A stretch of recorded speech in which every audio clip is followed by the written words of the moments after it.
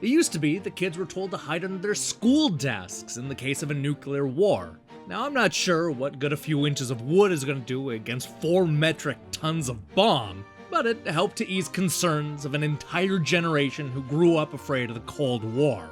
Looking back on it now, I think a lot of this fear could have been avoided if instead of fighting wars with guns and nukes, we used the Rock of Ages 2 approach and settled our scores by tossing giant boulders down a hill. It's not only a more whimsical approach to war, but also safer in the long run. Unless you're a kid hiding under a desk, because a few inches of wood isn't gonna do much against a boulder. I guess what I'm trying to say is that hiding under a desk is really bad advice when a war breaks out.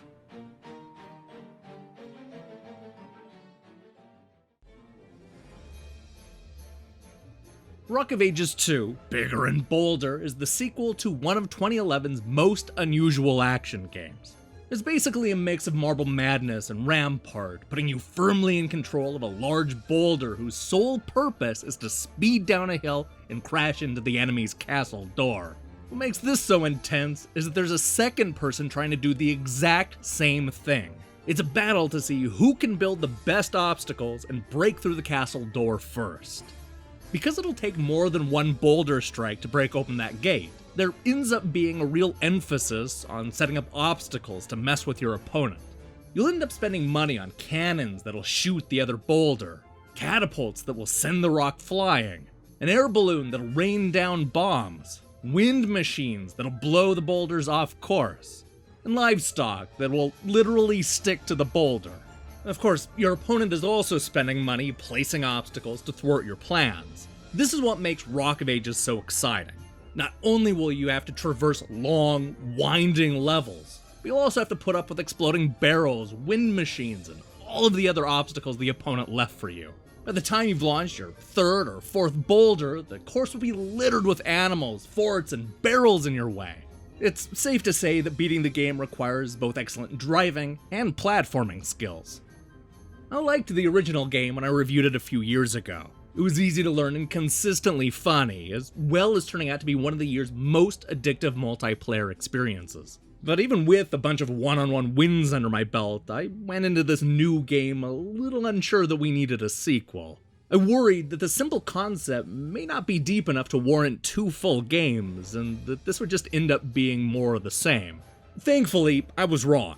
Yes, Rock of Ages 2 is more of the same, but it's also a sequel I definitely needed.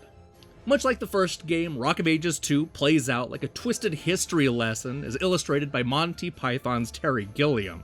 Each stage has you going rock to rock against a historically relevant character, each with their own insane intro movies. This time around, things get a little blurry as we check in with both real and fictional characters, including Joan of Arc, Don Quixote, Vincent van Gogh, Baba Yaga, Hercules, and even Salvador Dali's The Burning Giraffe.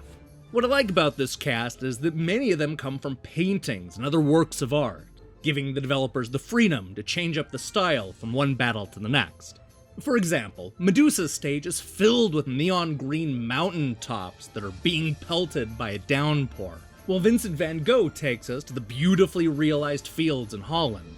We're able to actually race through the works of art, such as when we take on Edvard Munch's iconic painting, The Scream.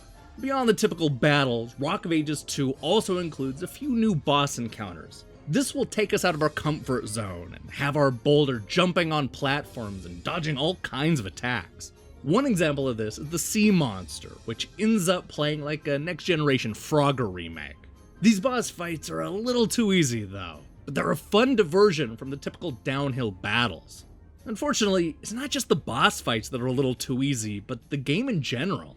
This is a complaint I had with the original game as well. Once you figure out the level designs and have unlocked enough obstacles, it's incredibly easy to win most of the single-player fights. And even if you don't win, the game has a funny way of letting you advance anyway.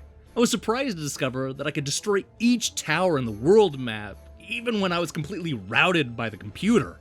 This is a bug that Atlus needs to fix, but chances are most people won't even notice, since the game is extremely forgiving on all difficulties.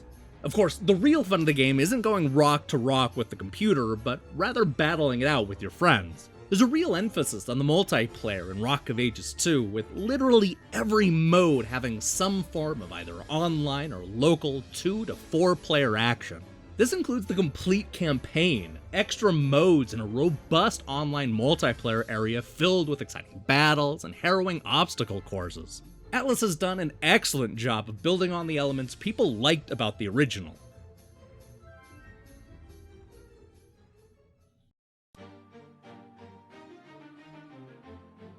Compared to the first game, Rock of Ages 2 Bigger and Bolder is more of the same.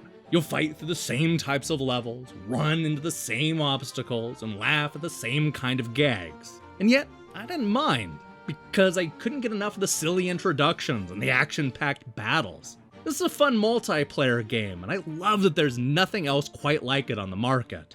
Sure, it feels like a carbon copy of the first game, but that's the thing about history. We're doomed to repeat it.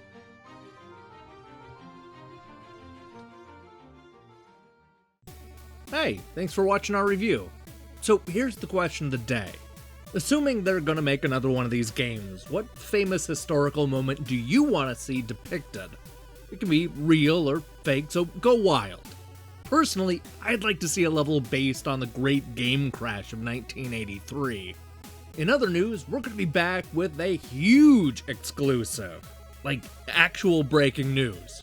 Can't say much more than that, but I can confirm that it's something that you can touch, kick around, lick, and purchase with real money.